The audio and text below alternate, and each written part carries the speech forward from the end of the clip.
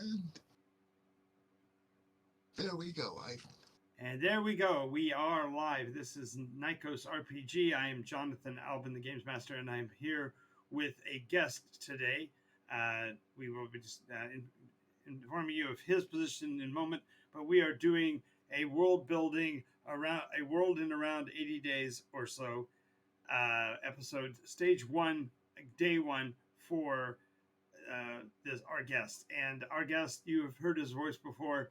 He is a game master in his own right, and he does have his own channel here on Twitch. He is Abletop. His name is Scott Crandall. Say hello, Scott. Hello, everybody out there. He's got such a level of enthusiasm. Alrighty, so we are today talking about helping Scott here develop a world, a complete world ready for role play involvement in 80 days or so. And argumentatively, we will be able to start literally with his first session available at the end of our first session here. So we're going to endeavor to do those as quickly as possible. And if you join with us in the conversation, you'll only slow us down. No, I'm kidding. Feel free to jump in and share in the process, because it's more the merrier, and we're glad to have you with us. Alrighty, so we are going to use the nesting doll development process, and I started talking about this a couple of weeks ago as a method to be able to get a game master off the ground running from his very first session, and to build out his world from there and be complete in his entire world process to whatever level he feels comfortable within that 80 days. So I'm going to go over quickly the list of the different categories of things we're going to be doing, and then we're going to start right in on the process with you, Scott. Is that okay? Is that okay, Scott? Yep. Okay. It's a call and response show, so if I say something, Scott, I need to hear back. We're saying stuff. But, I know, it's fair. Alrighty, so the first thing we're going to talk about is choosing a medium. That means what games mechanism you're going to use, what play tools you're potentially going to use, what you have as far as availability of visuals, handouts, that kind of thing. We're going to talk about the scale of the nesting doll, which level you're going to be building from. We're going to create basic map details. I'll explain what those are in particular when we get to that stage. I'm not talking about actually drawing a map, but building the concept of where things are in relationship to one another. We're going to create some activity triggers so that we can have an adventure from the very first session. Then we're going to talk about the possibility of what cast members you're going to have involved. And I talk about the various forms of cast members. And I use wonderfully racy terms like nudes, RPCs and SPCs, and everybody freaks out on nudes until they hear what it really means. And it's nude, spelled N-E-W-D, for those of you that are hearing this audioly and not seeing it written out. We're going to talk about a rough encounter story for your first session. We're going to introduce the actors into the scene, which is both the player characters and the NPCs. And then we're going to prepare for what alternatives might happen at the end of that session. Does this make sense, Scott? Yes. Alrighty. So first thing we're going to do is we're going to talk about choosing the medium.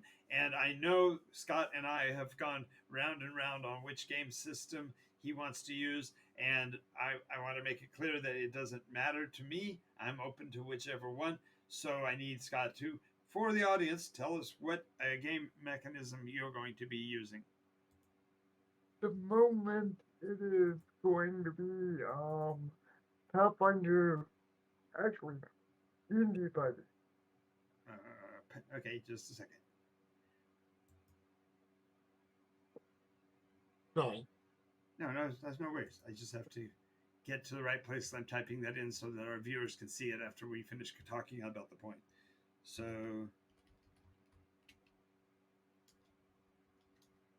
Dungeons and Dragons.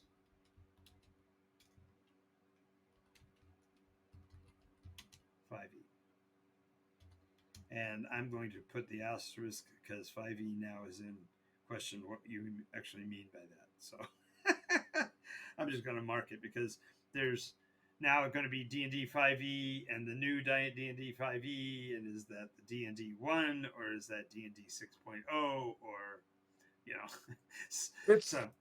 It will be the old It will be the I know, older I one. know, I know, I know Yeah. exactly what you mean, but I'm putting the asterisk there so that other players can listen along and interpret it for wherever they are going with it. You see what I'm saying? Yeah. So the next is we're going to talk about the choosing of the nesting doll, and you said that before we started this episode, this was the part that might be causing you the greatest grief, at least to start with, and that is which nesting doll would you like to start with? Now, have you heard my breakdown on the various nesting dolls, what they all mean? I did do a video on that a couple of days or a couple of weeks ago. Yes, and I did watch it, and I think I'm gonna go simple and just go straight area to Okay, start with. so we're gonna go down to the local area. So my note is already set up for that. So just for clarification, the scale movement is a local area, then it moves up to a region, and then it moves up to a county or a small country. Then it goes from country to nation, nation to continent to world. So there's 7 steps there too. So it all depends. And by picking the scale now does not preclude you from having a spontaneous eruption of mind power, and all of a sudden you go, oh, I want this to happen at the national level. You can immediately pop up to that level of the Of nesting course. doll and throw some paint on it as well. So don't feel like you're limited as we go through this. And when you have those epiphanies while we're doing this, please shout them out, Scott. Just blurt out what you Okay. what Okay. because I want you to be able to be done with the development, so that when we get done with our number of sessions that take us out to 80 days, you can say with confidence that you've got an entire world to work with. Because if I can help you establish it within 80 days, then I prove the evidentiary case for the nesting doll process becomes valid. You see what I'm saying? So Yes.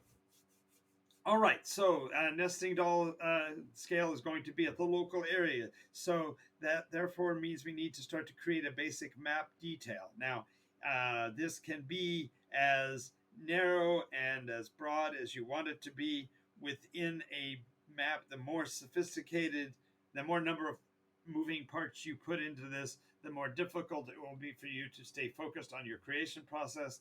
And but now, granted, it will get more accomplished for you as a storyteller, because in the long term, getting these all filled out as detailed as you can helps the game to feel alive. But the more work you do on that up front, the longer it takes to get rolling. So my Yeah. recommendation is think of it like a basic real-time map. So you're going to talk about something that is at your center, something to the north of you, to the south of you, the west of you, the east of you. That's all. So we're just no more than 5 points. I listed three last time, but go ahead and tell me what you would prefer to be the number of them in this case, and what they would be. Because I was thinking of 4 points. The a central small town in the center. okay, so realize that when you say town, that means 3 to 5 locations that define the town.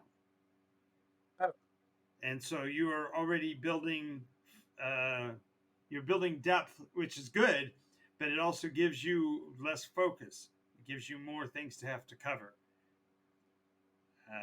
Because now that you've got a town, then when you come back to town, what are you going to in that location? So let's mentally scale down one further step. If we're only talking Okay. about town, let's just talk about the town to start with. Is that okay? Yes. Okay. Yes.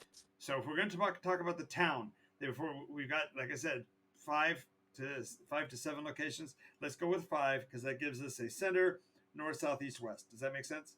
Yes. This also gives you an idea of moving around in the town, which will get you familiarized with helping your players navigate within your world. Because our viewers may not know this, but I'm going, if you don't mind, Scott, I'm going to explain your situation a little bit better, or would you prefer to?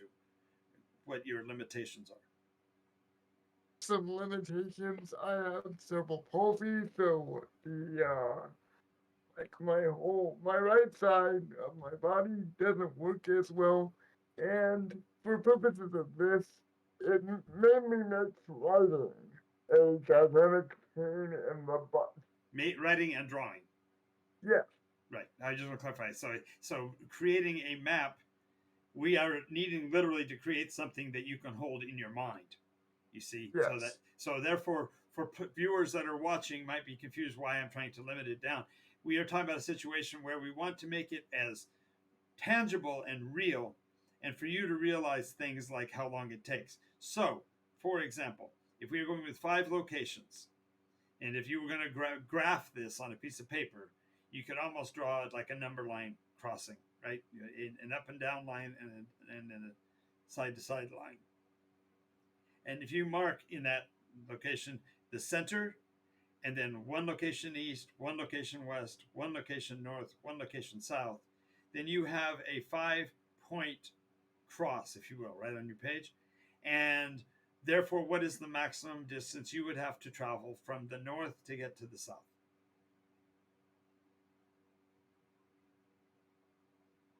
Two. roughly, You've got to travel from the north to the center and from the center to the south, right? yes, So, but that's not necessarily like you say 2 points, but that well, I am only talking yeah, about narrative purposes. yeah, If you go from the north to the south, you must pass through the center. yeah. If you go from the east to the west, you must pass through the center. Well, if you go anywhere out to the 4 points, you must pass through the center because all points connect to the center of town and whatever is there. Right. Therefore, from a narrative standpoint, if somebody was moving from the north of the city to either the east, west, or south of the city, would be 2 time increments. Do you see what I'm saying? Because you've got to Yes, be the increment of time to get them to the center, and then the second increment of time to get to their destination out of the points, right? yeah. Now, does this mean directly miles, inches, meters, yards? It doesn't matter. We're only talking here in In narrative sense. in narrative sense and creative sense, and that's so that we can determine what we're going to do by having them always have to pass through the center. Right. Okay. So good. So what were the 5 locations in town we are going to talk about? Well, at the center of town, I feel like we should have possibly a tavern or some sort of local watering hole. Okay, now do you want that to be a tavern or an inn? Does it have a place to stay with it, or is it only where they drink? Hmm. This is when we come to one thing that I like to talk about in role play games is that you have to have a conciseness of vocabulary to prevent ambiguity. If you call it a tavern, but you actually mean an inn, then the players won't know that they have a place to stay at the end of the game.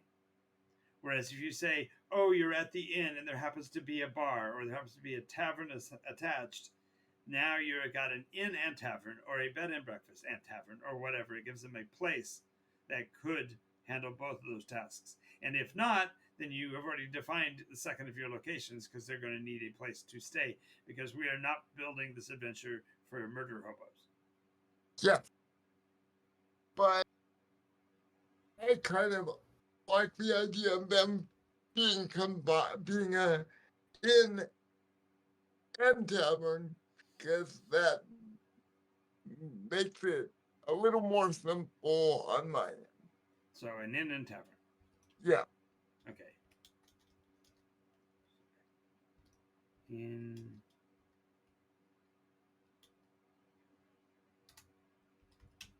With tavern.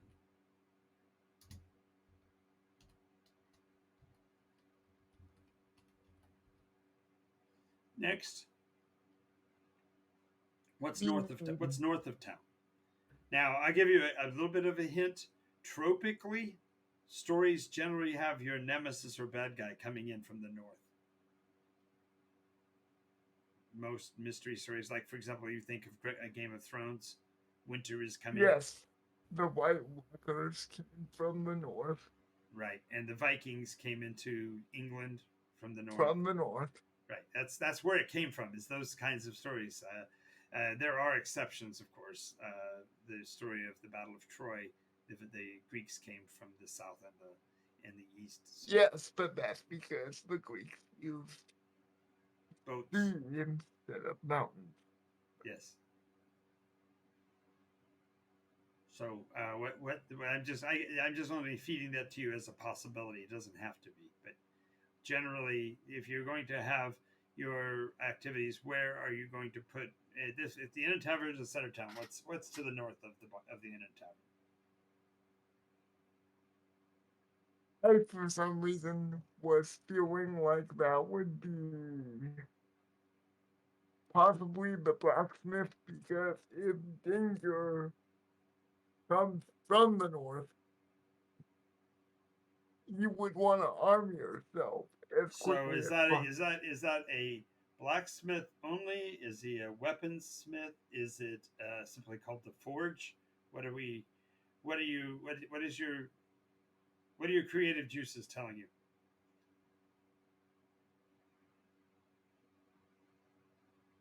It would, hmm, And based on what by I, the way, I'm going to use the convention of news, north, east, west, south, to determine which one I write down first. So those that are watching will be able to tell that we're talking about the center of town, and then north of town, east of town, west of town, and south of town. no, it would, you see, I'm tempted to make it a full armory, but does that make sense for this? I don't know. You tell me. Armory. So an armory shop. Yes. All right. That would make it a nice target for some kind of military action in the future, for certain. If this small town of only 5 buildings includes an armory shop, that might be a strategic point in the future. Okay, what's next? Quite possibly. What's to the east of town? East of town would be, hmm,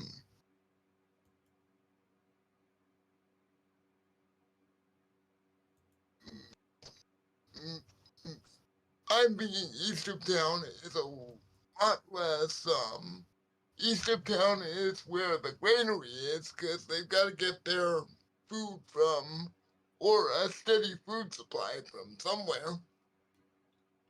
Okay, so armory shop is to the north, and the granary is east. Next, west.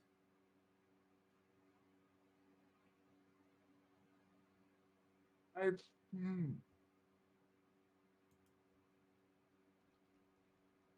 west would be,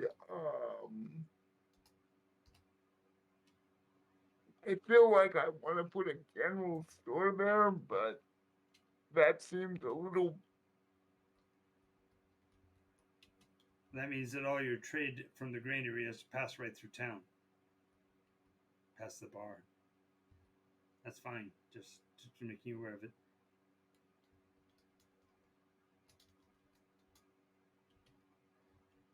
well, when everything has to, I'm thinking everything has to intersect with everything else at some point. Yep. Okay. And so therefore, what's south of town?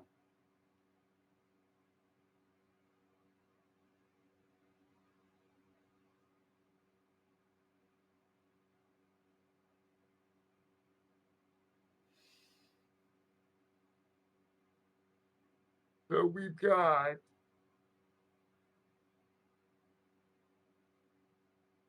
You got your watering hole slash inn. You've got the armory slash blacksmith. You have the granary slash food supplies, and you've got the outfitters or general store. yes. What's left? So, hmm, Is it a religious town? It could be a temple. If it's a druidic town, it could be the town's circle, religious circle. If it's not a religious thing, it could be a school. It could be, what do you, what do you, what do you, what would you like? this town mainly has, I like the idea of a school. It maybe religion hasn't come, Well, and or it could also eventually become a parochial school if we decide to go that direction. But right now, it's just going to be an education place. Gotcha. yeah, Alrighty. So now we need to have activity triggers. And when we say activity triggers, you may not be aware of this, Scott, but the idea here is you want to come up with variables in this little microcosm that we've built that tell us something about the variability or randomness that might affect this town. so are you talking like that's an example only? Well, like for A example, natural, if you have an armory, an actual facility that makes armor industrially, then you'll have workers that have to have a shift change. yes. If your granary is an active granary, then you probably have some people out there that are sifting and milling and packaging and distributing foods. See what I'm saying? So the activity triggers are things that would happen in the day-to-day activity that could be a trigger for action. All right.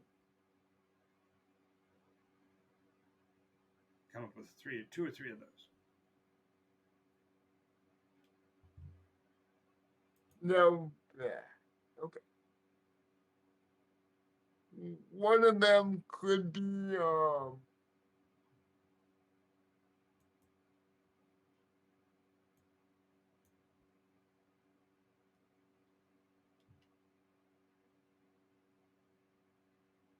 the Millers.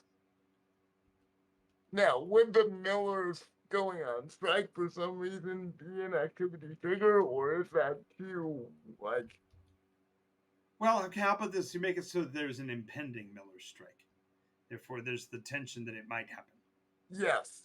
That is a trigger. Whereas if you say it is happening, that's actually an activity. That's not a trigger. You see what I'm Okay. saying? Okay. So what you mean is you want me to come up with stuff that could make like the implication or of this thing happen. What things are leveraged so that the player's action could activate it? Because what you're going to be depending on in being a game master is you're going to be depending on your players to do things that cause stuff, so therefore they feel the agency of it. Because if you just simply do it to them, if you say it's a strike, now all they have to do is solve the strike and they feel like they've won and there's nothing left for them Yeah. to do. You never want to leave them always, you want to always leave them trying to figure out what it is they're supposed to be doing. If you tell them what they are doing, you take away the agency. What else? What might happen? The impending Miller strike. What else? Impending Miller strike and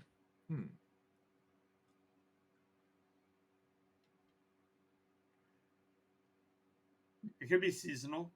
Is it harvest? Is it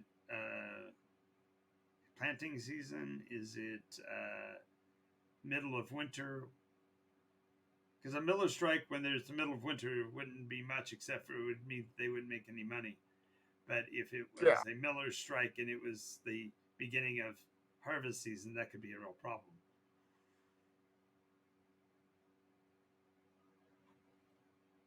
yes, I I just don't want everything to be in one location either. Oh no! So, So what else could be happening? If they're running an armory, somebody's got to be bringing them mining resources. So is maybe a mining shipping late? a shipment could be late, or maybe it's not necessarily late, but there's something wrong with this particular shipment of material, and Okay, I'm just going to put that resources issue. That's a good one. What else? We need one more. And you probably want to have it tied. Since you already got two of them tied to the north and the east, you probably want something from the west or the south. yes. So is a school teacher missing or a student missing? Is there a shortage at the outfitters or maybe a theft at the outfitters. That might, Like the idea of theft. That's like something local that they could do, but not like. well, I'm just these are activity triggers. They haven't really happened yet, but they could. All right. So we got 3: Miller's strike, resource issues, and theft. And we'll leave it at that for right now. Okay, so now we get to talk about the fun part, the cast members. I need you to tell me about your nudes, some RPCs, and in particular, one SPC. And for those that are doing what I'm talking about, if you hear me say nudes, I'm not talking about people that have clothing on. I'm speaking of non-essential window dressing. Those are nudes. So, Scott, give me something about the nudes. Well, nudes, I have a couple ideas. Maybe there's a group of children playing around the school at some point. Okay, give me a second to catch up on that.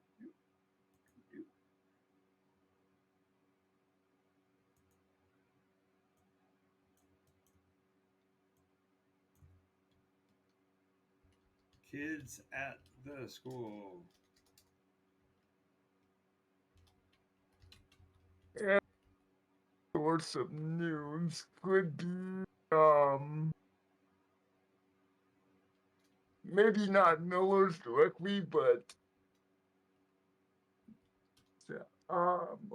some of the local townsfolk picking up either a grain shipment or Well, hang on. If you're going for picking up a shipment, now you're creating an echo, if you will, what I call an echo. You're giving them something to, you're giving them a shiny object to look at that is not in your story. Okay. When you get really good at a game master, you add lots and lots of these shiny objects. They're called red herrings. But if you add a red herring right into the core mix, you automatically leave your poor players confounded because they want to chase the one that got away, right? So they go, oh, we want to follow that guy, and you go, but he's just a nude. You don't have no idea, but you can't tell them that because you don't need them to know that, right? So let's just keep it basics. We've got some kids. We've got some Miller, or you can either go Miller folk or Union folk. And now let's talk about the RPCs. Because I imagine if you've got a pending strike, you've got people in town that are just causing trouble, handing out flyers. Support us in our attempt to gain better money from the mill owner. Yeah, so RPC could be Okay, now remember, RPCs are player characters, non-player characters that the group are going to be in contact with before, during, and after the adventure. These are not people that are part of the story that go away when the story gets completed. Okay. So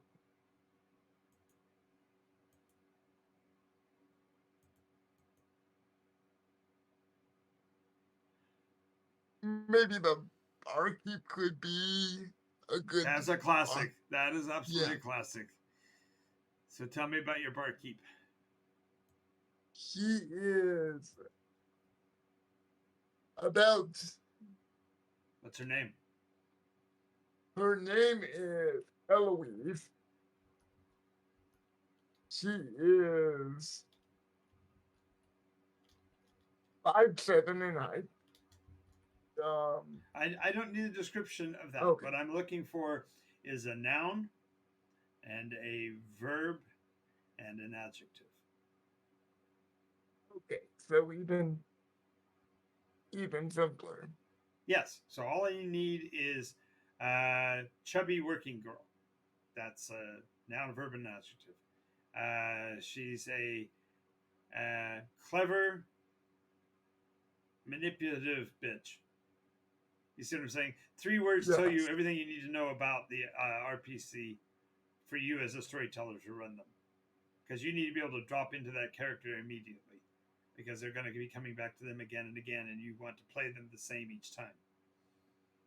Unlike an SPC that can be a one-off, and unlike a CPC that you really don't give a crap. Remember, because CFCs are cast-offs.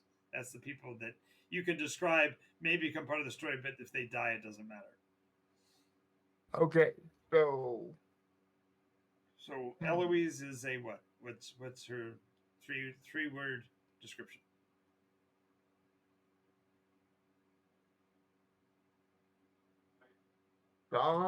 wait.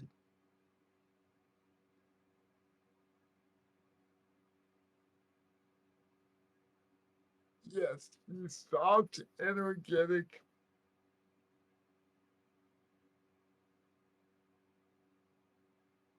Soft and energetic are both adjectives. So she's an energetic something, or she's a soft something, but don't use both soft and energetic. I see her as energetic, and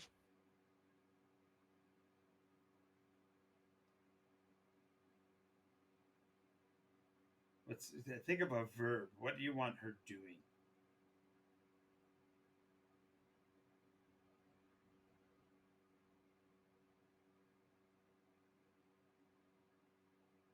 I see her behind the bar constantly, like,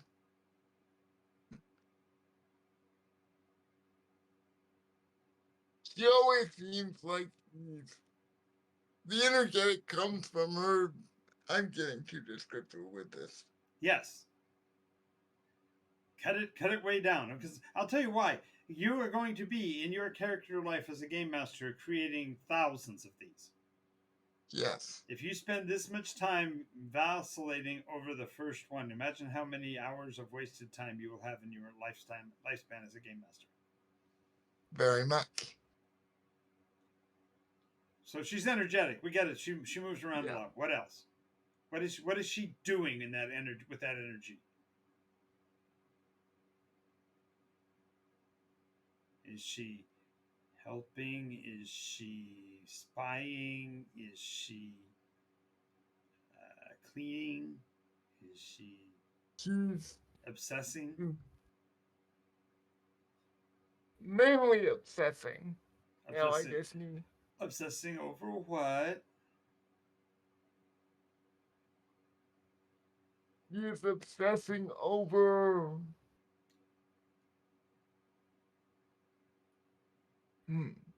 She could be obsessively energetic. She just needs to be doing something all the time.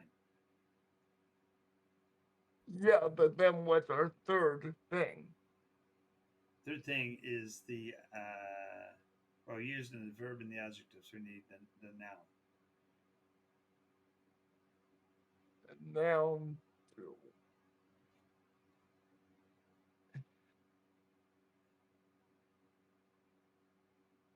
So is she a girl, a woman, a teenager? Those are all nouns. Matron. Definitely a woman. Is she a matron? Is she a that kind of thing? What do you? So we're putting that she is obsessively energetic. Yes. But I mean, motherly obsessive energetic doesn't. No, you just said it. You just said it. Motherly? She's a mother. She's an obsessively energetic mother.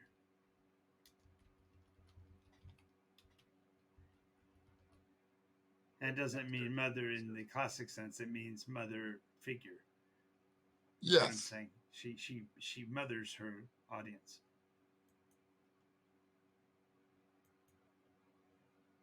Okay, next we go to one story PC. Somebody that's only for this story and is going to go away at the end. So this is a cast. This is cast members present. These are who are going to be there at the moment that the trigger goes off.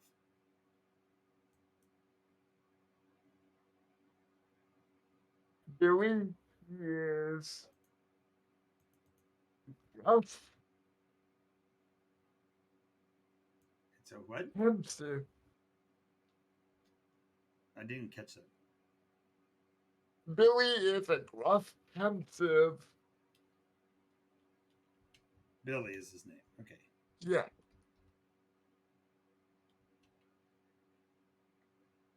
Go ahead. Billy is a rough, pensive. Well, pensive, stoic mean the same thing. No, rough and pensive don't mean the same thing. But I thought pensive and stoic did. You didn't say stoic. That also could be a noun. So he could be a rough, pensive, stoic.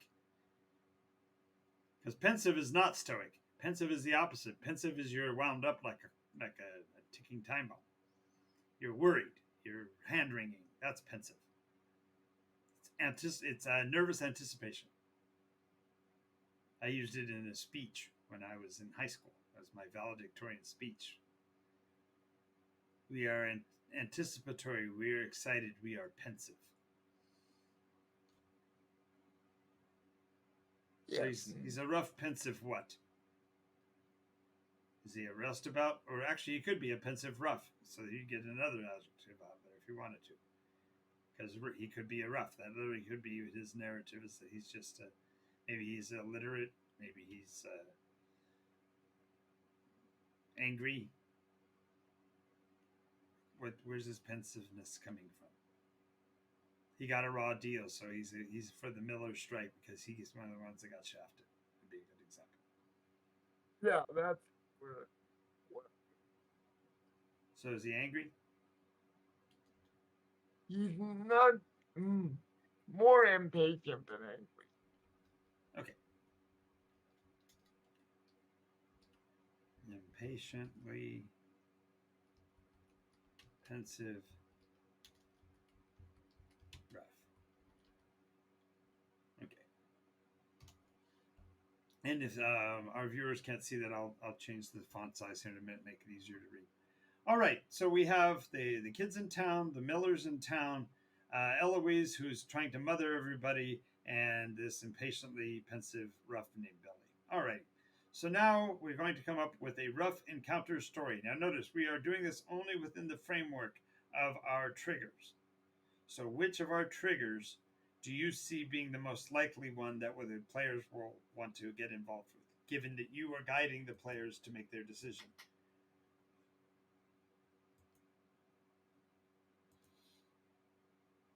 I see they would probably approach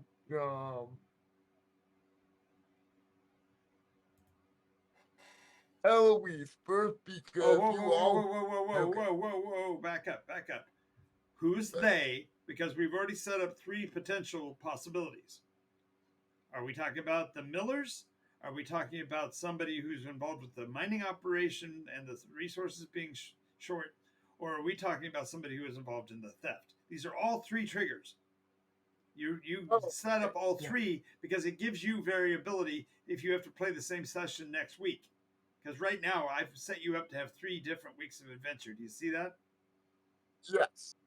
By doing this, you spill out your creativity to come up with more than you need, so that each round of development, you're leaving yourself geometrically more that's already completed. So which one do you want to pursue is what I'm asking. Which encounter story are we pursuing? Okay, let's pursue. I feel like let's start with the theft because that would be, I think, very broadly the easiest. Okay, but so just for clarification, you did leverage heavily with having Billy being an impatiently pensive rough that he's been shafted. So Yes. are you setting him up to have been the thief or to be the one accused of being the thief?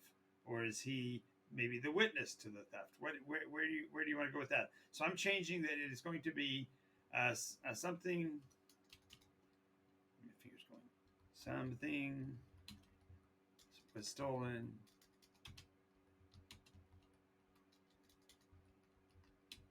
at the store, at the Outfitters. Okay, that is our rough encounter story. Something was stolen at the Outfitters. Now, I don't care as far as the actual play of it. This is, I think, one of the places that you kind of get get into the weeds, is that you're already playing in your head how this is going to play out. Yes. Yeah, this part you can leave to the table because all you're going to be doing is laying out the facts, and the players are going to choose their agency. Okay. Right. So you're going to have them sitting in the bar, and all of a sudden Billy comes busting in because you said he's going to be there. There's kids outside playing in the street, and there's some millers that are starting to organize for one of their rallies. So that you've got the cast. That's who's there. Then somebody blurts out that something was stolen at the Outfitters. Who is going to be that? Would that be our SPC? Yes. So if Billy comes running in telling everybody, holy crap, somebody stole something at the store. Or somebody's stealing something. Which is it? How do you see that?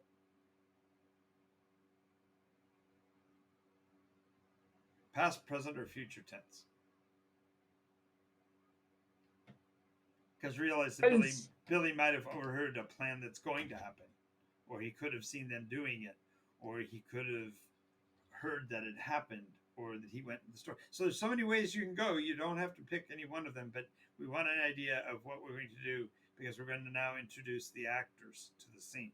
So what is the encounter story? Was it stolen in the past, or is it being stolen, or will it be stolen?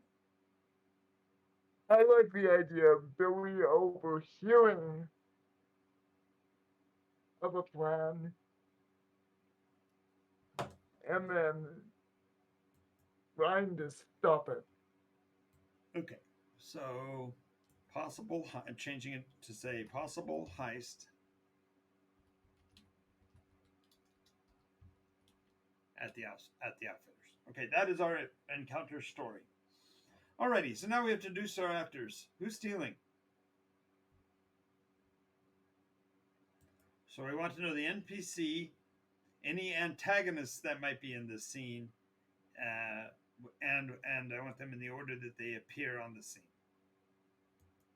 Right? So,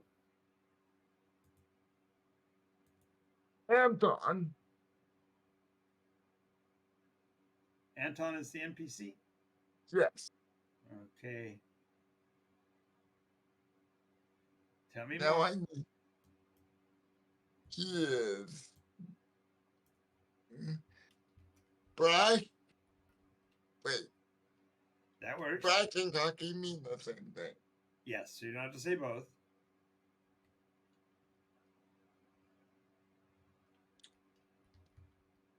They're the same number of letters, so either one works. So I'm putting brash. Yeah. Conceited. Okay.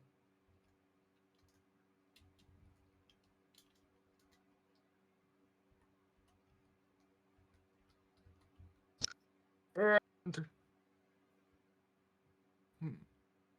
Verb.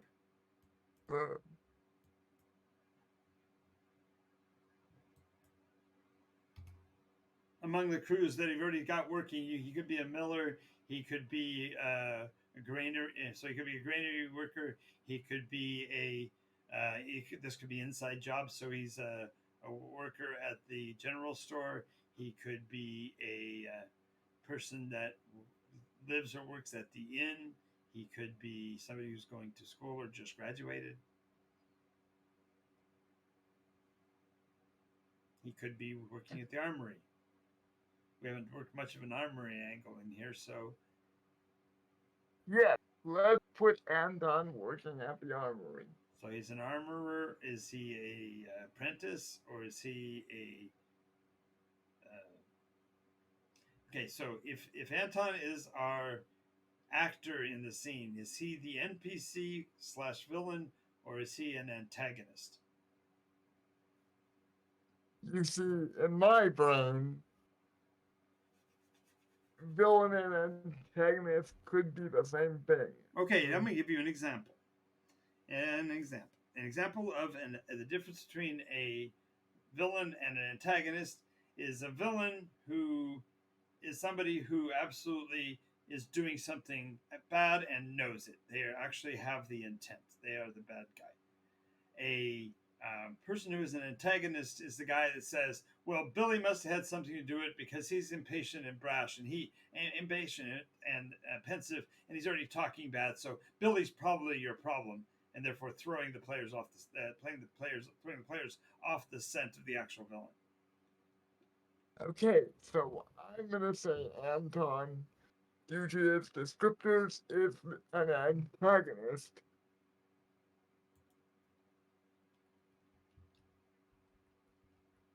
Okay, and what is his relationship?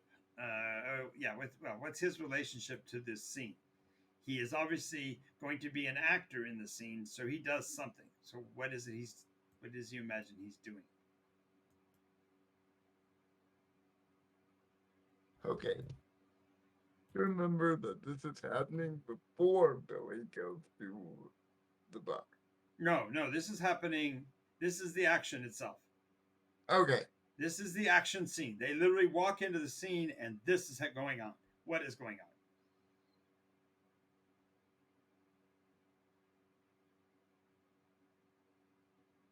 on? I see Anton being the one who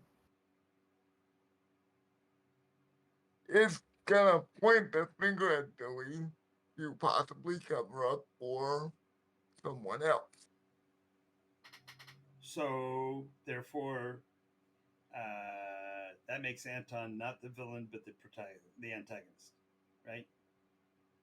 Why don't you arrest him? He's the bad guy, right? That's kind of his position. Yes, I said it. Okay, so who's the bad guy? The true villain is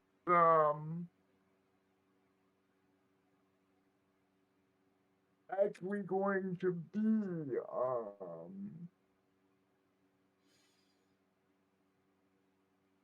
this character named Mantos. Ooh, where the hell did Mantos come from? Okay.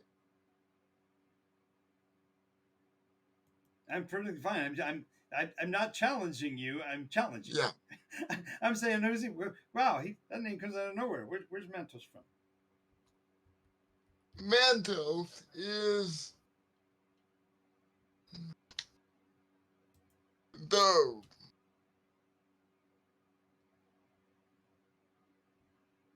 secret ringleader of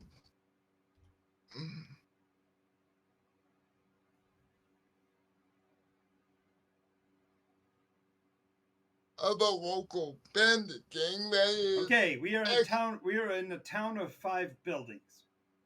This is true. Why would there be a gang? Is he an outsider? Is he coming from a city? That he's a city gang trying to expand their reach? That could work, but see now this is one of the biggest challenges to being a game master is you got to keep your focus within the frame of reality for your players, or else you break your own suspension of disbelief. Yes. You've got them seeing this town as only being these 5 buildings. There's not enough here to justify a super villain revealing himself in scene 1. Right? This is literally your first game, your first session with your players. Yes. So who is Who is Mantos?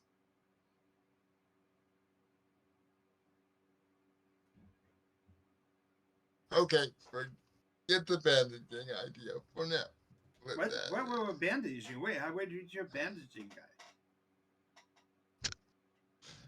You wanted him wearing a mask?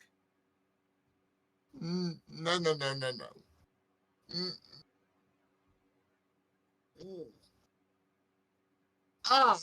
Now I've got it. What if Mantos is actually the one trying to organize the Millers to strike? Aha! So why are the Millers wanting to rob the general store? Good question. That is what you have built as your story. Do you realize that? That's what you did. It's great. No, that's exactly what you should do. But you're turning it, so you're going to link them, and that's perfect. But if this is the case, why is Mantos robbing the store? What is that going to do for him? Mantos is robbing the store because the general store is the main source of the town's economy. Is it? You've got a mining operation leading to an armorer who's selling armor to somebody's military. That sounds like an income generator. And a granary itself is processing people's grain into milled wheat to sell to commercial. That could also be an income generator. You set up a very prosperous little town. So, what makes the general store so special? Why is Mandos targeting?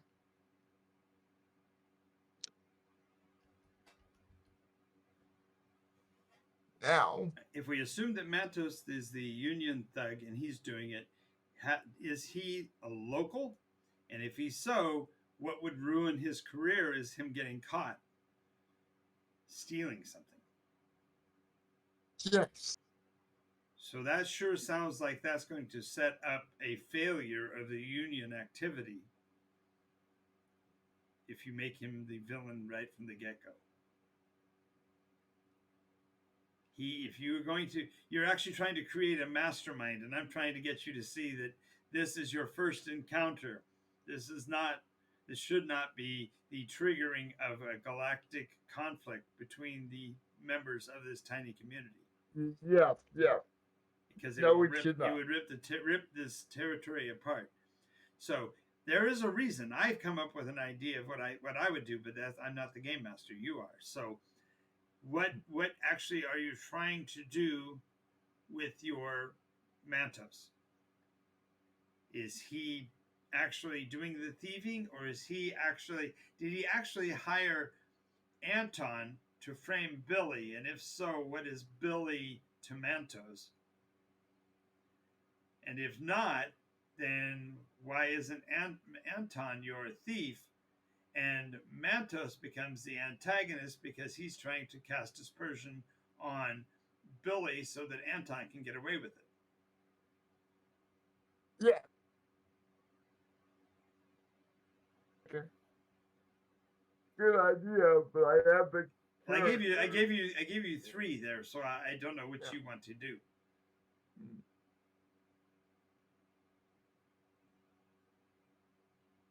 Okay, I know I don't want to make Mantos the mastermind, but I want him to be. Well, you obviously wanted him to be the miller's thug, so he's a tough. Yes. He's a tough for the unions. But who's doing the stealing, and what are they stealing? That's what I'm trying to get to. Is it Anton stealing something as a apprentice at the armory shop?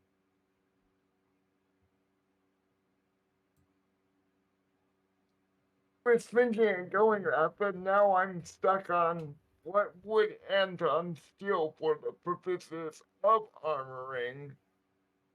No, hang on. No. Don't ask that. We've already told you why he would steal. He's brash and conceited. He thinks he's owed something. No, not why. What? Oh, that's what I'm getting at is that we've also said in that what it was he would steal. If you think about it, He's brash and conceited. So he is stealing not money, because this is just one source of income. Oh, it could be money. This is him. Remember, your villain in this case is to be somebody that can be sacrificed because he's not an RPC. He's just a story PC that's going to burn itself out anyway. Arguably, Anton could be a cast off because you don't care who he is because he's going to go down, right? That's what you're setting for the adventure, is the actual taking down of the villain. the discovery of him stealing, the chasing him down to where he put the loot, and the final confrontation. Right? That's the story Yes. of the adventure. Right? And meanwhile, of course, they have to protect their resource who came and told them about it, who was Billy. Yeah. Because Mantos is throwing out the rumors that Billy was in on it. And so you're having, it literally means that it's kind of a detective movie trope kind of a story where you got to help me. I'm Billy. I'm the impatient one. And yes, I know I get angry and lash out and threaten things, but I didn't steal it. It was somebody else. You've got to help me. Right? That's the end of the theme you've set up here.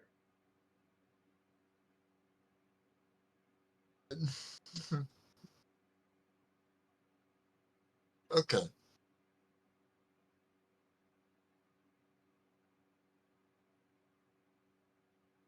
Okay, so finally we have to decide what your alternatives are. So plan for 3 possible outcomes of this. So one obvious outcome is Anton gets caught and taken down. Okay, what does that mean? You say taken down. Does that mean he is arrested, implicated, and convicted by an off-scene source? He runs out of town in humiliation? So the first thing is villain is thwarted. Is he thwarted before? Because this was remember, this was preloaded that he was going to do this. Was he thwarted before he attempted it, or did he get away with it and then you caught him?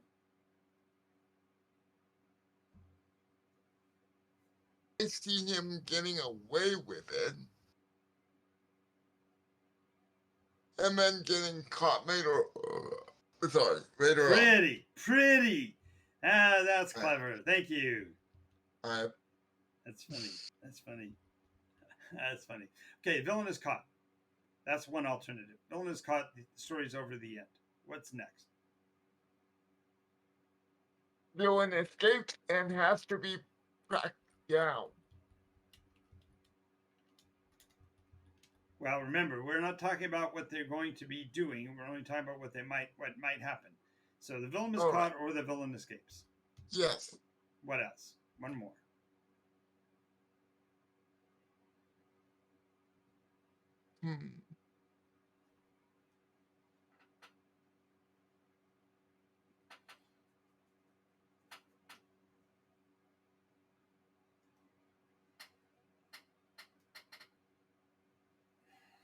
Would Billy getting framed also be an outcome?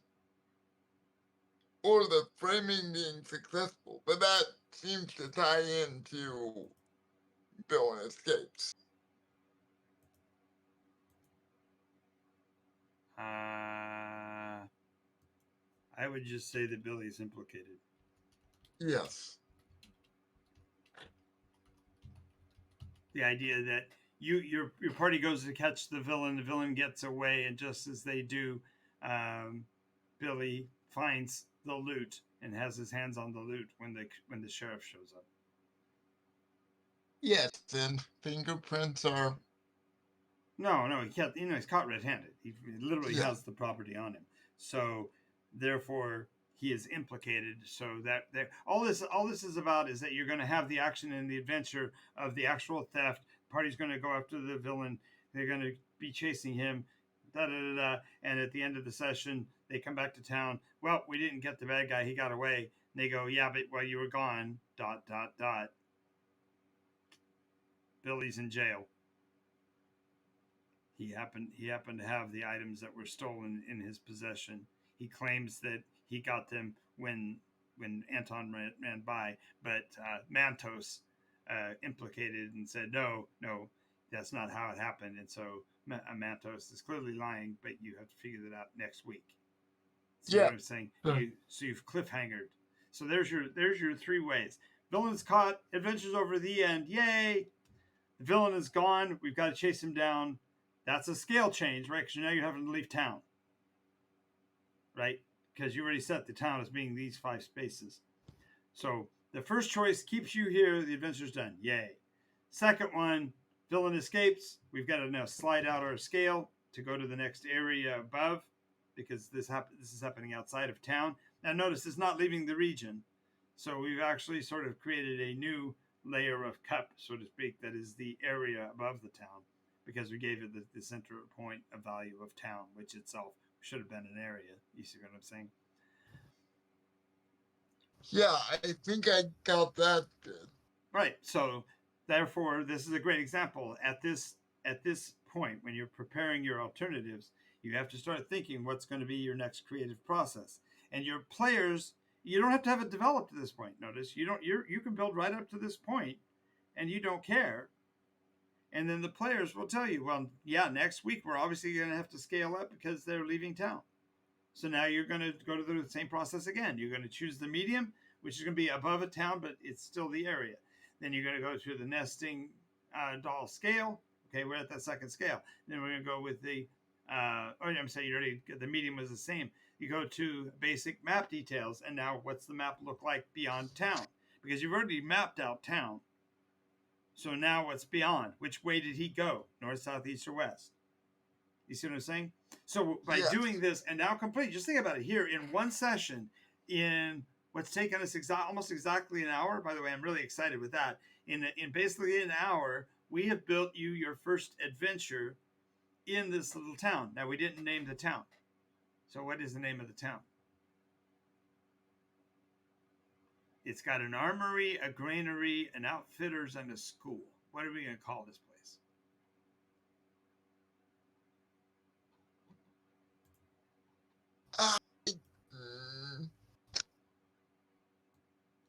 I can think of something, but I think it's too obvious. I want to do it uniquely called Hard Knocks, but that's Knox. We'll call it Knox.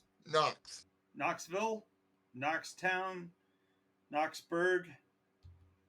I like Knoxburg because that sounds Knoxburg different. as in mountain, or Knoxburg as in village?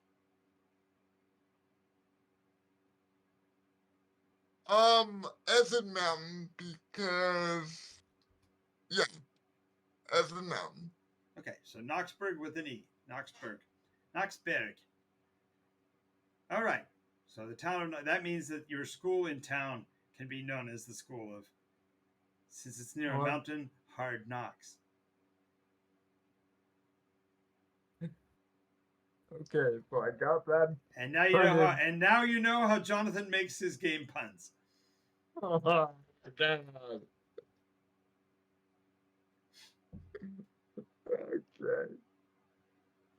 Nice. Alrighty.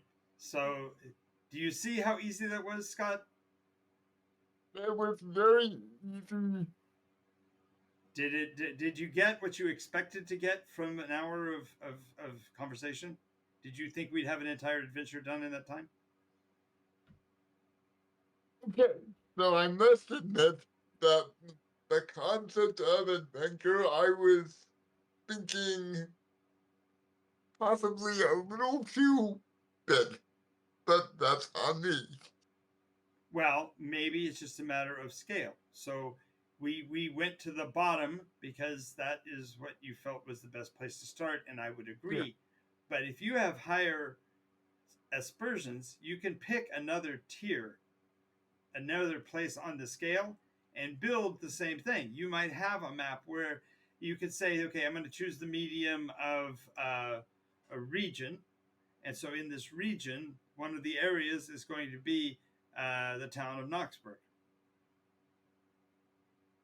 And that's only one point on the map. And then you create the northeast, southwest from Knoxburg, having Knoxburg being the center of your region. now I think I kind of get it. It's a sliding scale. Yeah. It literally is. You're picking, it's like a slide trombone. Each place on the trombone slide, it can make different sounds. So as you're playing, you're moving that trombone up and down that slider, and the adventuring group is choosing where you're playing, what notes you're playing. And you're able to maintain it because you know how far the map goes out. You've got the widest angle possible there so that if they start going to that far, you can keep building the map out till you get to that terminus. You can't get any bigger than the world. So you get to the world size, you say, yes, from the world there are 5 continents, north, south, east, and west of your current location. What are those 5 continents? Okay, now that you got your 5 continents, come down to the continent level. In that continent, there are 7 regions. Yeah. Okay. Okay. You're getting it. You're getting it. And you see how fast that was for 1. And now you've got a complete adventure. So all you need to do is take this video and record this into the notes and then internalize those locations. So you know that if they leave the armory and they're headed to the granary, how long is it going to take for them to get there? 2 points. 2 time increments, whatever the time increment is. And that can be determined by your play. How far to work is it if you're staying at the inn and you're staying at the inn and tavern and going to the armory to work? Is that half an hour? Is it 10 minutes? You pick. And then you say, okay, well, how far is it to the granary? Is it 10 minutes?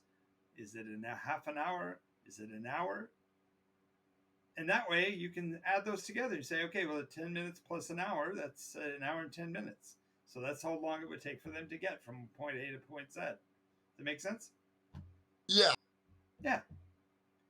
And then you just have to internally remember which one's which. It's 10 minutes to the armory and it's an hour to the granary. And you don't need to have a map. You just simply play with those information and just keep working on it till you get it memorized. And once you have it memorized, now you have a place for the adventure to go, because now that you have the center of town, now if you expand out, you can say this town is how many hours from the next town, and is that east, west, north, or south of that location? You don't need to worry about whether it's northwest or northeast or whatever. That'll come with time. But for right now, is it north of town or is it east of town? And so on. And then you get sophisticated later and how you use diagonals and all kinds of weird shit. So, but my point is that you build incrementally from this position. So starting in day 1, we have your first adventure done. And it has 3 possible outcomes, because you could shift this story by just changing your encounter story. Yes. So you could play in this town theoretically forever, because each encounter story could be different. And the antagonists would be different, but each time you're adding more people that you're familiar with. So your RPCs and your SPCs may actually become PCs. So, for example, we had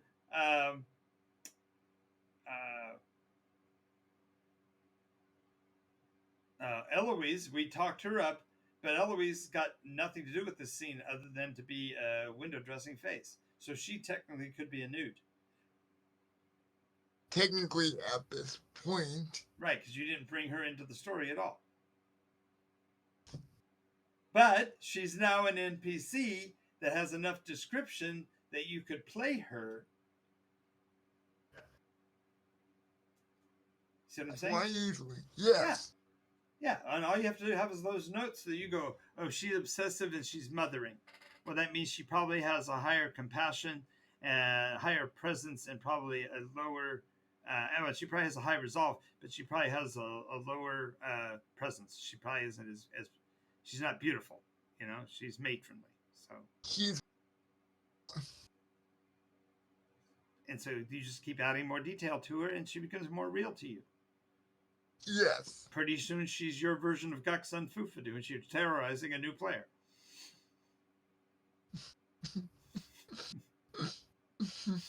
Alrighty, let's call this episode good and get out of here. I want to thank you guys for watching with us. This has been NycosRPG World Building Stage 1 of A World in Around 80 Days. I want to thank you for your attention and participation, and if you have any commentaries, feel free to leave them in the chat box now during the show, or you can send us a message through the comment section.